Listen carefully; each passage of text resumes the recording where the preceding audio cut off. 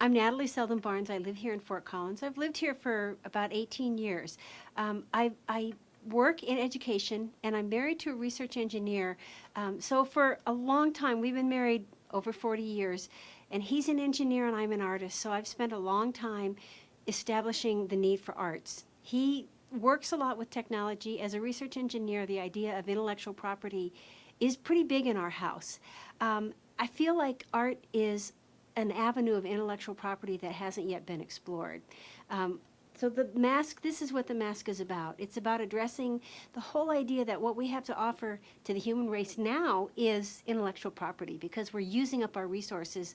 And I think it's going to take that, our intellect, to save ourselves. Our intellect is a double-edged sword going both ways. So that's what the mask is about.